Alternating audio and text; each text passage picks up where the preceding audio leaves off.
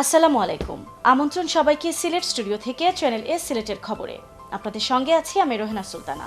শুরুতেই জানিয়ে দিচ্ছি প্রধান শিরোনাম। সিলেটে জলজ প্রাণী পটকা খেয়ে 2 শিশু সহ 6 জনের মৃত্যু। পটকা মাছে থাকা বিষের বিষক্রিয়ায় তাদের মৃত্যু হয়েছে, অভিমত চিকিৎসকদের। মিয়ানমারের রোহিঙ্গাদের গণহত্যা ও নির্যাতনের প্রতিবাদে সিলেটে বিভিন্ন কর্মসূচি অব্যাহত। নানা আয়োজনের মধ্য দিয়ে সুনামগঞ্জ ও হবিগঞ্জ মুক্ত দিবস পালিত। যুক্তরাজ্যে বসবাসরত সচেতন ছাতকবাসীর অর্থায়নে ছাতকের ঘূর্ণিঝড় ক্ষতিগ্রস্ত 15টি পরিবারকে ঘরের চাবি হস্তান্তর। এবং মহান বিজয় দিবস উপলক্ষে নয়া সড়ক সমাজ কল্যাণ সংস্থার উদ্যোগে প্রথম দ্বৈত ব্যাডমিন্টন প্রতিযোগিতার উদ্বোধন। শুনছিলেন শিরোনাম, এবারে পুরো খবর। সিলেটে জৈন্তাপুর উপজেলার দরবস্ত ইউনিয়নের মহাইল গ্রামে জলজ প্রাণী পটকা খেয়ে 2 শিশু সহ 6 জনের মৃত্যু হয়েছে। নিহত 6 জন ছাড়াও সিলেট এমএজি ওসমানী হাসপাতালে চিকিৎসা নিচ্ছেন আরও 11 জন। পটকা মাছে বিদ্যমান টেট্রাডোটক্সিন এর বিষক্রিয়া থেকেই তাদের মৃত্যু হয়েছে বলে প্রাথমিকভাবে ধারণা করা হচ্ছে, জানিয়েছেন চিকিৎসকরা। বিস্তারিত হুসেন আহমদ সুজাদের রিপোর্টে ক্যামেরায় ছিলেন আমিমুল এহসান রাহিন। সোমবার সিলেটের জৈন্তাপুর উপজেলার দরবস্ত বাজার থেকে বিষাক্ত জলজ প্রাণী পটকা কিনে আনেন উত্তর মহেল গ্রামের বাসিন্দা জয়নাল আবেদিন। ওই দিন রাতের বেলায় তা খেয়ে ঘুমিয়ে যান পরিবারের সদস্যরা, কিন্তু পরের দিন সকালে পরিবারের সদস্যদের শরীরে দেখা দেয় অসুস্থতা। বাড়িতে মৃত্যু হয় একজনের, আর হাসপাতালে নিয়ে আসার পর মৃত্যু হয় বাকি 5 জনের। আঙ্গুলো নিঃশব্দ করে, আর এটা খালি নিঃশব্দ জিনজিন করে, আর মাথা সারা খিতা করে, আমি ধরতে পারি না। ফুটকরা মাছ বাজার থেকে আনছো না, নিয়ে রান্না বাড়া হয়েছে। যারা কালকে রাত্রে খাওয়া হয়েছে এরা রাত্রে 3টা সাড়ে 3টার দিকে অসুবিধা করছে। যারা সকালে খাওয়া হয়েছে এরা 10টা 11টার দিকে অসুবিধা করছে। এদিকে চিকিৎসকরা জানিয়েছেন পটকার মধ্যে এক ধরনের বিষ থাকে, যা সায়ানাইড থেকেও ভয়ঙ্কর। যারা অসুস্থ অবস্থায় হাসপাতালে ভর্তি আছেন তাদের উন্নত চিকিৎসার জন্য একটি মেডিকেল বোর্ড গঠন করা হয়েছে। এক ধরনের টক্সিন থাকে যেটাকে টেট্রাডক্সিন বলে। টেট্রাডক্সিন এটা খুব পয়জনাস, বলা হয় সায়ানাইড থেকেও 275 গুণ টক্সিক।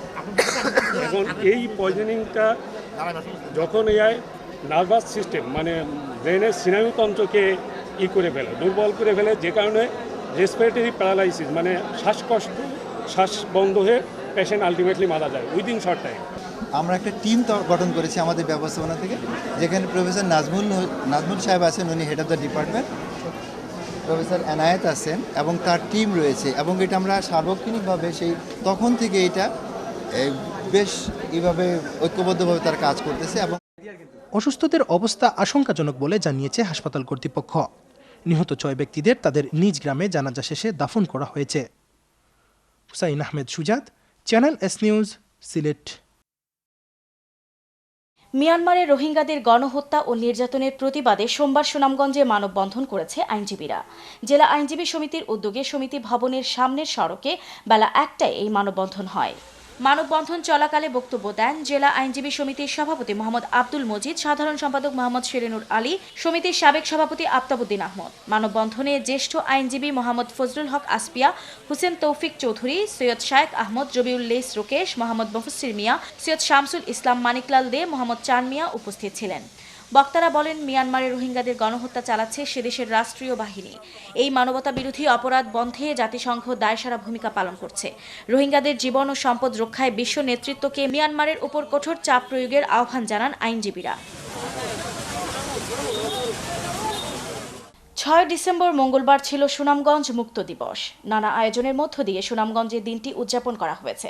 দুপুর 12টায় জেলা মুক্তিযোদ্ধা সংসদ কার্যালয় থেকে পৌর শহরে এক বর্ণাঢ্য শোভাযাত্রা বের হয়। পরে শোভাযাত্রা সহ শহরের মুক্তিযুদ্ধ স্মৃতিসৌধে ফুল দিয়ে মুক্তিযুদ্ধের শহীদদের প্রতি শ্রদ্ধা জানানো হয়। শোভাযাত্রায় সুনামগঞ্জের জেলা প্রশাসক শেখ রফিকুল ইসলাম, সুনামগঞ্জ পৌরসভার মেয়র আইয়ুব বকজগলুল, দোয়ারাবাজার উপজেলা পরিষদের চেয়ারম্যান ইদ্রিস আলী বীর প্রতীক, জেলা মুক্তিযোদ্ধা সংসদের কমান্ডার নুরুল মোমেন অংশ নেন।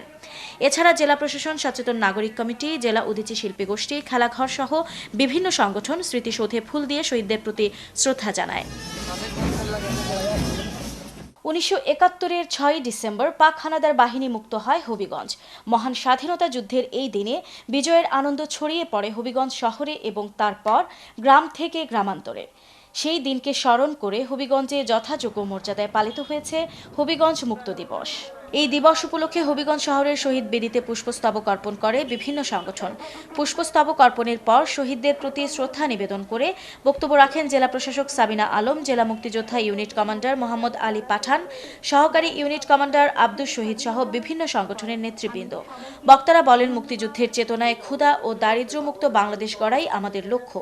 পরে এক আনন্দ র্যালি সারা শহর প্রদক্ষিণ করে। টেকসই ভবিষ্যৎ গড়ি, 17টি লক্ষ্য অর্জন করি, এই প্রতিপাদ্যকে ভিত্তি করে হবিগঞ্জে পালিত হয়েছে আন্তর্জাতিক ও জাতীয় প্রতিবন্ধী দিবস। এই দিবস উপলক্ষে হবিগঞ্জ শহরের সার্কিট হাউসে এক আলোচনা সভা যৌথভাবে আয়োজন করে জেলা প্রশাসন ও জেলা সমাজসেবা কার্যালয়। জেলা সমাজসেবা অধিদপ্তরের উপপরিচালক হামদুল করিমের সভাপতিত্বে অনুষ্ঠিত আলোচনা সভায় প্রধান অতিথি হিসেবে বক্তব্য রাখেন অতিরিক্ত জেলা প্রশাসক সার্বিক মোহাম্মদ রুকুন উদ্দিন। বিশেষ অতিথি হিসেবে বক্তব্য রাখেন সমাজ কল্যাণ পরিষদের সহসভাপতি শহীদ উদ্দিন চৌধুরী। অন্যান্যের মাঝে বক্তব্য রাখেন প্রতিবন্ধী উন্নয়ন সংস্থার নির্বাহী পরিচালক মোহাম্মদ জালাল উদ্দিন রুমি, বিটিভির জেলা প্রতিনিধি মোহাম্মদ আলমগীর। আলোচনা সভায় বক্তারা বলেন, প্রতিবন্ধী দিবসের লক্ষ্য ও উদ্দেশ্য সফল হবে তখনই যখন আমরা প্রতিবন্ধীদের অধিকার ও তাদের প্রতি যথাযথ আচরণ প্রতিষ্ঠা করতে পারব। এছাড়া হবিগঞ্জে একই দিনে অনুষ্ঠিত হয়েছে পোস্ট ই সেন্টারের প্রথম পর্বের প্রশিক্ষণে সফলভাবে অংশগ্রহণকারীদের মাঝে সার্টিফিকেট বিতরণ অনুষ্ঠান। শনিবার হবিগঞ্জ প্রধান ডাকঘর হল রুমে আয়োজিত অনুষ্ঠানে প্রধান অতিথি হিসেবে বক্তব্য রাখেন হবিগঞ্জ লাখাই আসনের সংসদ সদস্য অ্যাডভোকেট মোহাম্মদ আবু জাহির।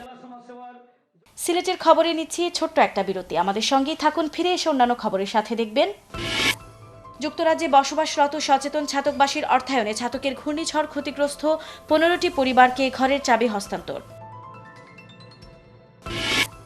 এবং মহান বিজয় দিবস উপলক্ষে নয়া সড়ক সমাজ কল্যাণ সংস্থার উদ্যোগে প্রথম দ্বৈত ব্যাডমিন্টন প্রতিযোগিতার উদ্বোধন।